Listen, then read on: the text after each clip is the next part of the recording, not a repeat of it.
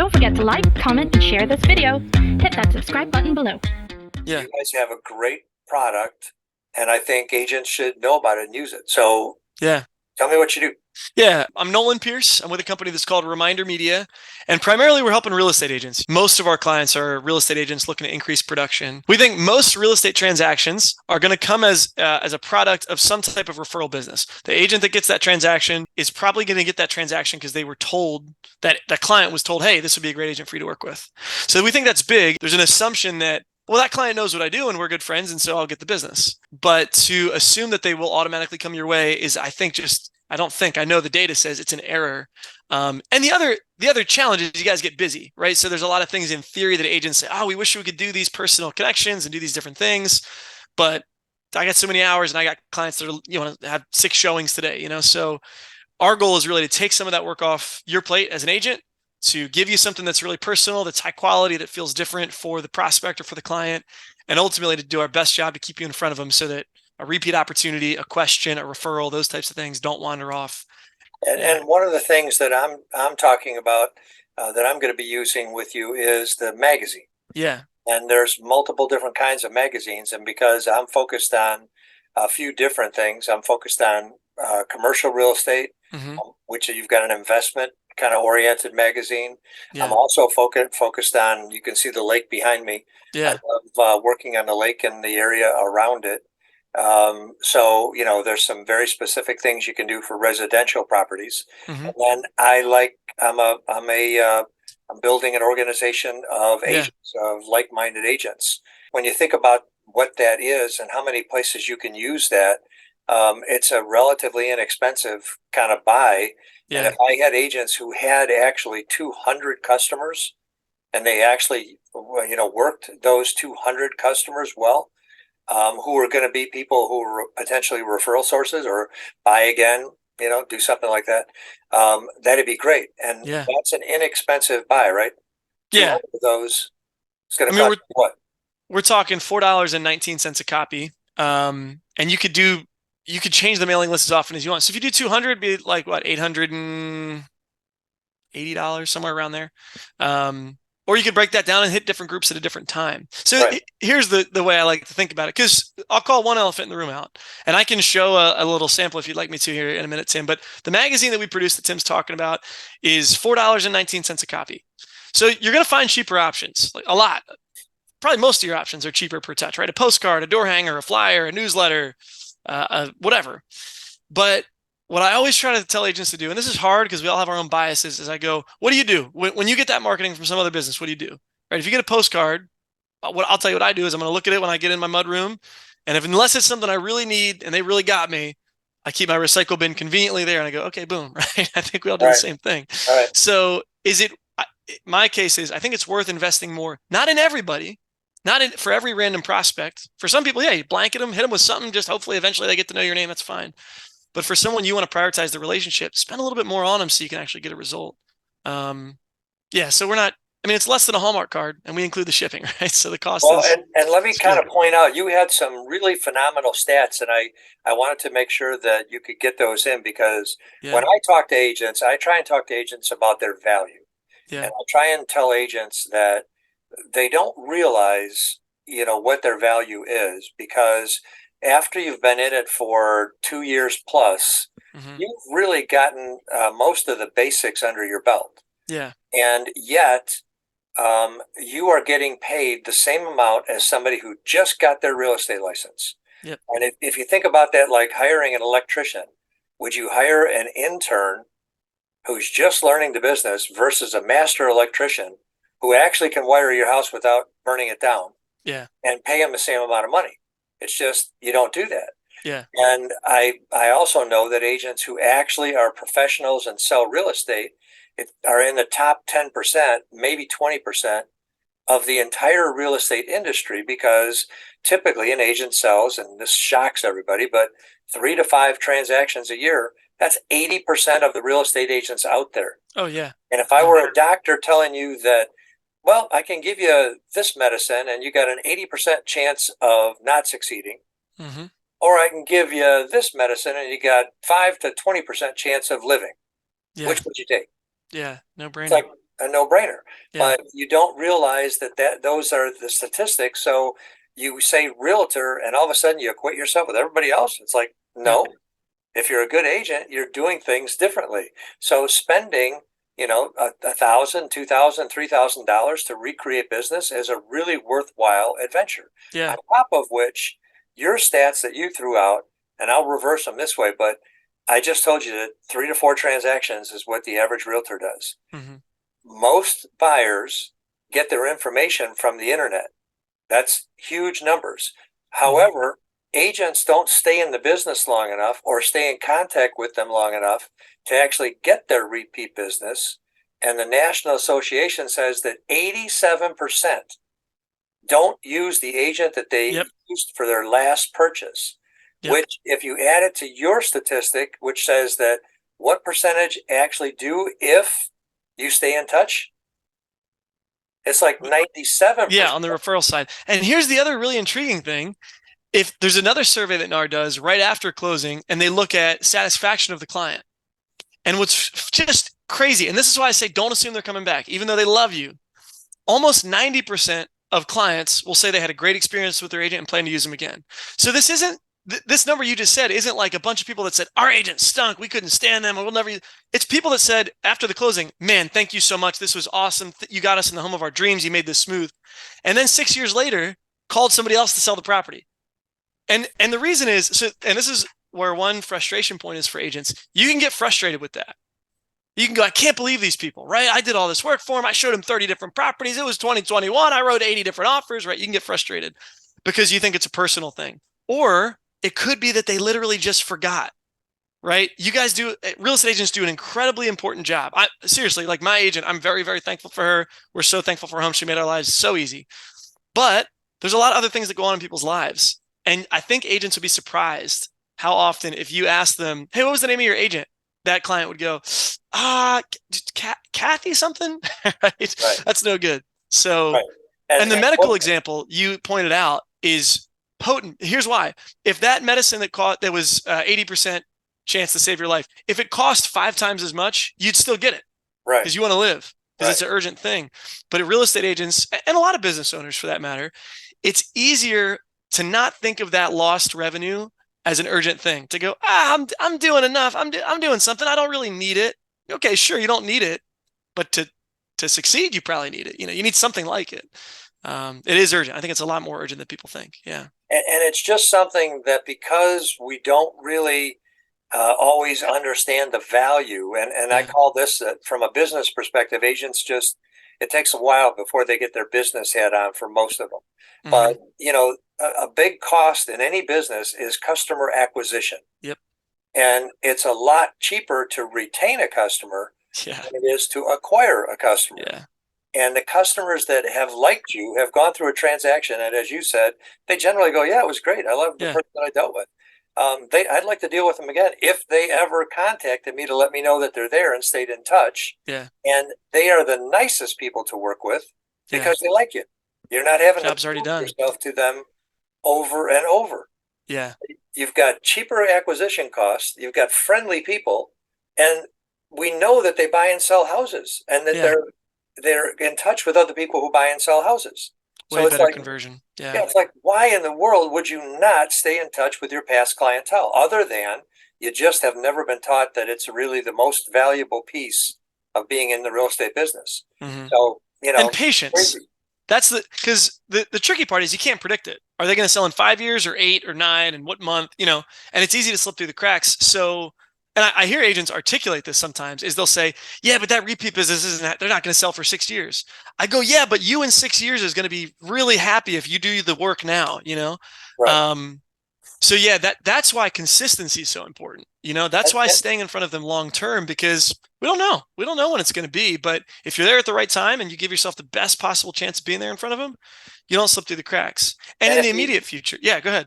And if you use the magazine in conjunction with other forms of contact, like emails and texts and a phone call now and then, right? If you just put that together, the rest of that is basically free. Yep. If you did a handwritten note, you're on top of the world, right? Yep. Totally. So if you added that into this mix of a great magazine with whatever frequency you can afford to do it and get it started for that high value clientele, and then you did all the other stuff, it's like it's an invaluable kind of mix for agents to use. But Yeah. you and I talked about something else that I said the challenge with agents is, for instance, right now, it's December 30th. You and I are actually working. Yep. Right? I've been working since 7:30 this morning. Yep. And I'm going to work a couple more hours and then cut it off. It's, New Year's Eve weekend. Yeah. But most agents just quit. Yep. They just stop working. So we commented and laughed about it yesterday that you called. I picked up the phone. Yep. Most agents that you're calling right now aren't even answering the phone, right? No. Feet up, eggnog in hand, doing their thing. Right. Right. And in some ways you can't blame them. There's space for that, right? But actually, it's funny because this morning, Tim, I had a conversation. I got to look up her name. I had a conversation with an agent, and her name was Kimberly. She's in Michigan. I won't use her last name, but she's been looking at us for like a month, and she likes us. She's thinking of using our magazine to connect with clients. But I called her today, and she goes, I think I'm going to do this, but I'm going to Aruba and then Hawaii, and I'm not really going to be back till March. And I go, oh, thanks for rubbing it in, right? But we joke. But then she's going to be back the third week of March. I go, okay, that's fine. Do you have any marketing that you're doing, or that's automated while you're out, January, February, anything you're doing? She goes, no, I don't really. I go, okay, let me just paint you one picture. You're going to get back the third week of March.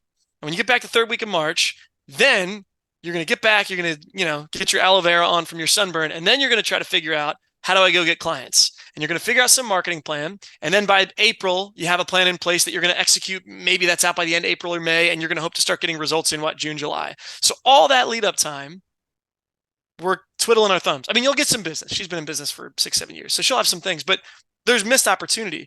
I said, think about this. If we got everything ready in the next couple of weeks and we had something that hit your clients in late February or March and told them how excited you were for the spring market and some of the things you think they're going to be coming down the pike and that you're there to help them, I'm not saying we're going to have 7 listings waiting for you when you get back, but could you have a couple emails in your inbox? Could you have somebody that texts you and says they got this awesome magazine and they're starting a conversation? Yeah, I think so. And now when that time comes to ramp up and you're looking for more of that busy season, you've planted all the seeds where you're there to win. And she goes, yeah, this is how I need to start thinking. So she got on board, which is great. But that's the challenge, is to not just put off and delay, but think, no, get ahead of the schedule, do the dirty work when it's tricky, and then you get to, to reap the rewards of that later. So right. Yeah, No, that's where we're at. That's awesome Visual. stuff, Nolan. This is how the magazine is laid out. So I always just say, anywhere you see Stacy, that's where we include your info. So it kind of makes it easy to look at. So you're on the front cover of this magazine. There's a bunch of different cover options. So you're always able to pick something there that fits you or your style or color scheme or branding or things like that. So we'll give you all sorts of options back here. Inside, there's a letter to the recipient. One little detail that not everybody does, but some people love, is this can be customized for different people. So if maybe you got a mailing list with 50 names and some of them are past clients and some of them are friends and family, it could be worded a little different. Hey, it was so great to work with you. Thanks again for the privilege that you as a client means so much to me. I hope you're having a great year. And then the ones that could to family might be just something a little bit more personal and don't talk about business in the same way. So we could do whatever you'd like there. A couple of these little pull-out cards. Again, dozens and dozens of options, from recipes to a New Year's resolution card to referral cards. There's all kinds of fun stuff we could do with that. And then the rest of the magazine, it's all content that we've created that we think people are going to enjoy. So it's 48 pages. And by the way, if you're looking at this, you can see everything I'm flipping through at remindermedia.com/sample. You could flip through one of these on your own. But yeah, like I said, just articles that we've put together that we found people respond to, they like getting. So there's 48 pages worth of this stuff, and there's no ads, no other businesses, nobody else that is being promoted alongside you, just stuff that we think the clients will appreciate getting. And then the one other thing a lot of agents really like is, I'm skipping ahead quite a bit here, but when I go to the very end, this is where we can get pretty creative. The whole back cover inside and out is yours, save for a little bit of the postage info. But we could put one of your past listings. We could put some of your pictures with clients at closing, or maybe you want to put some reviews. I actually had an agent. It was that same agent I was just telling you about. She's trying to get her reviews up. She hasn't really set up that Google review page or anything. So what we're going to do on her inside back cover is we're going to put a brief little thing on how people can leave her a review if they had a great experience. So even help drive some traffic there. We could really do anything you like. Yeah. Just a tidbit for agents who are listening. Mm-hmm. The magic number is 25 Google reviews. Mm-hmm. So if you get 25 Google reviews, your SEO goes up through the roof. Yep. And I have agents that are in my organization that tell me they get Zillow reviews. That works well, but not as great as Google because you don't pay 35%.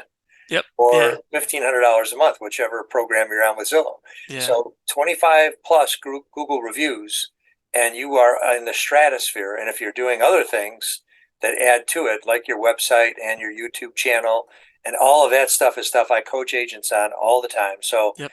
it's just that what you're talking about would be really beneficial for agents to actually put on the back page of this magazine. So yeah, great. And they're happy to do it. They are. They just need a nudge. They don't. This is going to sound so silly, but it's true. Some clients think that being a real estate agent means you sit in a real estate office and you get phone calls and then you go sell houses. Right. So they don't realize how hard you work, and to do something simple like this, they got no problem helping you out. So, so that's how the magazine's laid out. And one of the big points to it, to kind of wrap this up, is they keep it. Picture getting this compared to a postcard. Maybe they're not going to read every page. Maybe they're busy. I got 3 kids, right? I barely got time to sit down and look at my phone when I have a minute, right? But if I get this from somebody that I like and know and trust, it doesn't look like junk mail. It makes it onto the kitchen counter or coffee table, and our data says it's there about a month on average. So it's really, really strong for just staying top of mind and filling those gaps like we were talking about. So, and let me put one other piece to it, because one of the things that, new clients, old clients, people that you're going on a listing presentation for or a buyer presentation for, you don't even have to leave it with them. Just drop it off, let them look at it, and carry it back out with you, right? It's like a multi-use, multi-time that you can actually use this piece. And one thing that if you drop this piece off before you went to a listing presentation or sent them a digital version before you went to a listing presentation, what you've got is know, like, and trust. Yep. You walk in the door, you're not a stranger. Yep. And make sure your picture looks like you. Yeah. So, really good stuff, Nolan. This is a true story. I have to share this. This is something that happened with some friends of ours recently. So, friends, Peter and Tara were looking at a house near us, probably about 5 minutes away. And long story short, we were babysitting their kids. We're not like super close with these people, so they know us a bit. And they go look at the house just with some random agent. They wanted to see the house. And then they came back to our house. We were talking about it. And I said, hey, do you guys have an agent yet? And they said, no, we're just kind of looking around, just starting our search.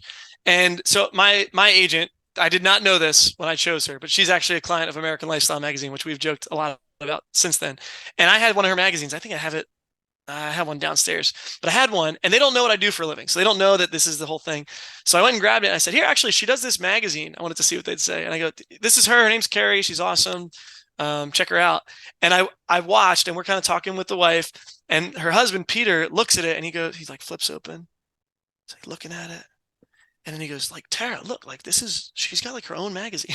I was like, yes, right? Who do you think they used? So that's, again, I'm not saying it's 100% some magic pill, but that type of success rate, just being able to stand out, is it's a big win compared to your competition. So, yeah, no, it's huge. It's huge. Yeah.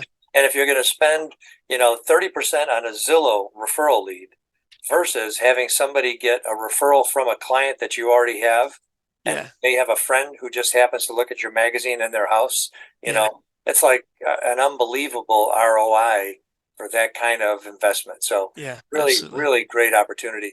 Awesome. And just as far as I go, I am fortunate enough to be with a brokerage that it's really kind of my own brokerage, but it's national. Mm-hmm. I get to actually work with agents all over North America, and really, there's 23 other countries, but I do residential real estate everywhere. And I also do commercial real estate. In fact, I've got, I did apartment buildings in Chicagoland recently. I've done stuff in Colorado and Northern California. I got $100 million airport project going in Florida. But I'm located physically on Lake Lanier here in Georgia. Yeah. So, it's like the organization and the people that I work with, I'm going to be promoting this to them so they can see how they can do it. And one last thing for me, having you tell them about this versus me is just like, it's a third-party testimonial that I don't have to do anything. Yeah. My way of helping them become better business agents. Yeah. Well, it's a privilege for me too. I appreciate you letting me hop on and get a little worked up and get excited because it's fun talking about this. It's tricky because I'm in sales, like every agent I work with is too. And so there's one part of me that's like, yeah, I just want to earn people's business. But the reason I've made, I looked at this recently. In an average year, I make something like 25,000 phone calls.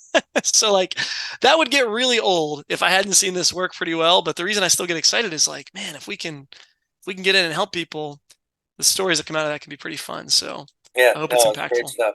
That's great stuff. Give me a call. Tim Lennon, 404-368-2607.